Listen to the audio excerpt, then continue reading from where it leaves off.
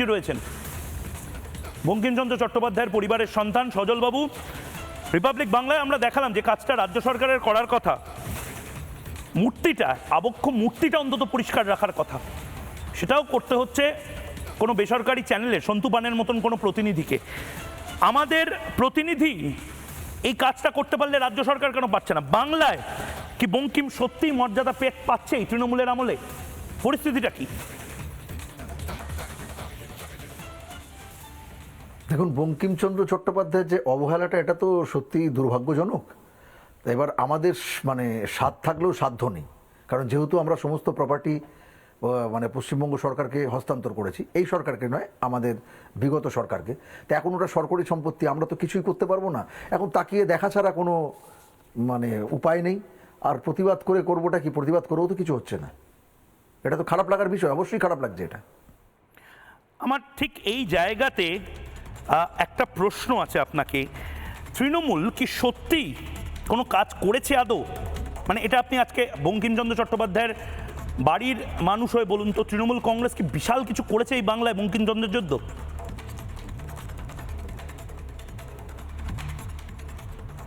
বাংলাতে তৃণমূল সরকার বলতে কিছু করেছে বলতে আমি আপনাকে যেটা বলতে চাই, খুব স্পষ্ট উত্তর আমার। বিগত সরকারের হাতে আমরা যা যা দিয়েছিলাম সম্পত্তি, আমাদের নৈহাটির যে বঙ্কিম ভবন, বঙ্কিম গবেষণা কেন্দ্র, বঙ্কিম মিউজিয়াম, যা যা দিয়েছিলাম সেগুলো সেই অবস্থাতেই আছে। তারপর আর দ্বিতীয় বঙ্কিম ভবন বা দ্বিতীয় সংগ্রহশালা কিছু হয়নি। কলেজ স্ট্রিটের বাড়ির তো দেওয়ার পরে বন্ধই পড়ে আছে, ততই বছর অবস্থা। তো এক কথায় বলতে গেলে দেখুন, যেরাম ছিল সেরামই আছে, কিছুই উন্নতি হয়নি। না, ঠিক সেই জায়গাতে আমার আরেকটা প্রশ্ন আপনাকে সজলবাবু। প্রধানমন্ত্রী নরেন্দ্র মোদী আমরা দেখেছি যেভাবে আন্তরিকভাবে, এটা প্রধানমন্ত্রী নরেন্দ্র মোদী ক্লোজ সার্কিটেও বলেছেন, বাংলায় শ্যামাপ্রসাদ মুখার্জি এবং দেশ জুড়ে বঙ্কিমচন্দ্র চট্টোপাধ্যায়ের ঐতিহ্য বজায় রাখা হবে। এটা কিন্তু খুব ইমোশনাল একটা জায়গা বাঙালি হিসেবে। সে প্রধানমন্ত্রী নরেন্দ্র মোদীর কাজে কি আপনারা মনক্ষুণ্ণ ক্ষেপে আছেন, না আপনারা তাকে ধন্যবাদ দিতে চান? আজকে একটু ওপেনলি বলে দিন, কারণ তৃণমূল কংগ্রেস যে রাজনীতিটা করছে সেটা খারাপ। এটা পরিবারের সদস্য হয়ে আপনারা বলুন, আপনারা কি মনে করছেন প্রধানমন্ত্রীকে নিয়ে? মোস্ট পপুলার নেতা পৃথিবীর।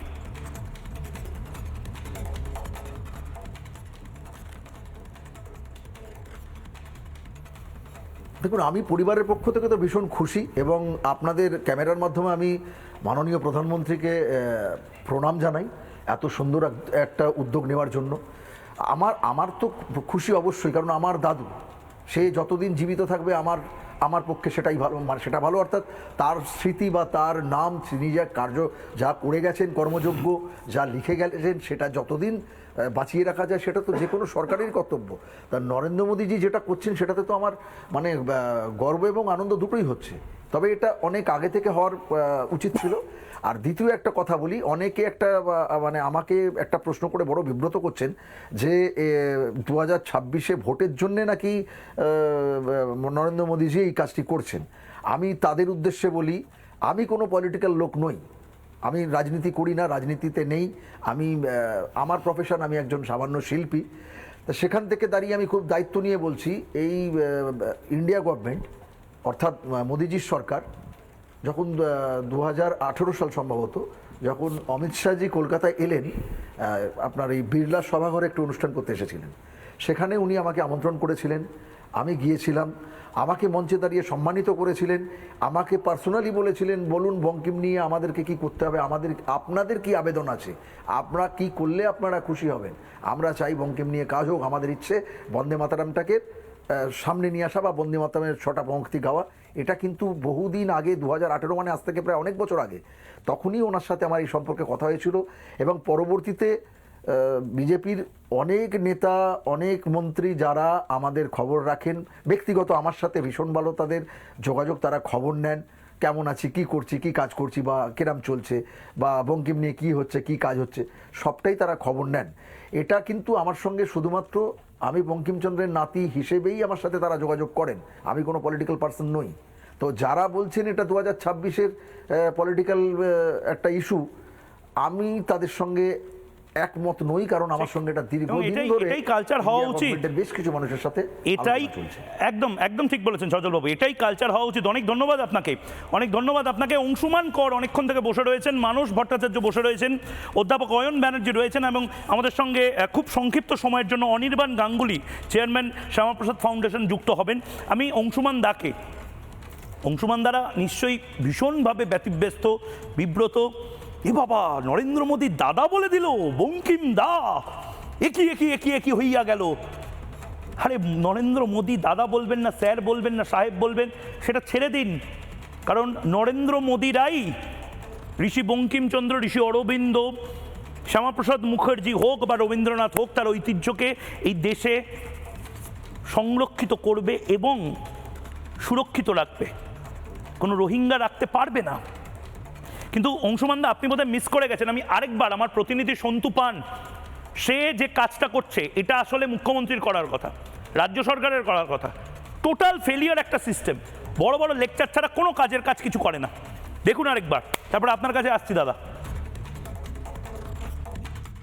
রাজ্যের মুখ্যমন্ত্রী মমতা বন্দ্যোপাধ্যায় যখন বাংলা বাঙালি, বাংলার ঐতিহ্য নিয়ে বড় বড় কথা বলেন, বক্তব্য রাখেন, তখন আমরা ঘুরে ঘুরে দেখছি বাংলার মনীষীদের মূর্তিগুলি এবং তাদের স্মৃতিসৌধগুলি কিভাবে রয়েছে। এই মুহূর্তে ছবি দেখানোর চেষ্টা করব যে স্মৃতি গ্রন্থাগার বঙ্কিমচন্দ্র চট্টোপাধ্যায়ের, সাহিত্য সম্রাট বঙ্কিমচন্দ্র চট্টোপাধ্যায়ের তাঁর স্মৃতি গ্রন্থাগারে তাঁর যে মূর্তি, সেই মূর্তি এই মুহূর্তে মালা ছাড়া পড়ে রয়েছে। এবং এই জায়গাতেই মালা দিতে এসেছিলেন রাজ্যের বিরোধী দলনেতা শুভেন্দু অধিকারী। গেট তালা দিয়ে বন্ধ করা ছিল, গোটা রাস্তা খুঁড়ে দেওয়া হয়েছিল, মালা দেওয়া হয়েছিল, বিজেপি কর্মীরা টোপকে মালা দিয়েছিলেন। কিন্তু সেই মূর্তিতে দেখুন ধুলো পড়েছে, দেখুন ধুলো পড়েছে। এই ছবিটা দেখতে পাচ্ছেন, এবং বঙ্কিমচন্দ্র চট্টোপাধ্যায়ের মূর্তিতে যে ধুলো পড়েছে সেটা তো বাংলা বাঙালিকে অসম্মান করা হচ্ছে, বাংলার মনীষীদের অসম্মান করা হচ্ছে। এই মুহূর্তে বঙ্কিমচন্দ্র চট্টোপাধ্যায়ের যে মূর্তিতে ধুলো, সেই ধুলো পরিষ্কার করার চেষ্টা করছি। এই মুহূর্তে ছবি দেখতে পাচ্ছেন, ধুলো দেখতে পাচ্ছেন, কতদিন ধরে পরিষ্কার করা নেই, একদম ধুলোয় ঢেকে গিয়েছে। এই মুহূর্তে সেই ছবি, সেই মূর্তি পরিষ্কার করার চেষ্টা করছে রিপাবলিক বাংলা।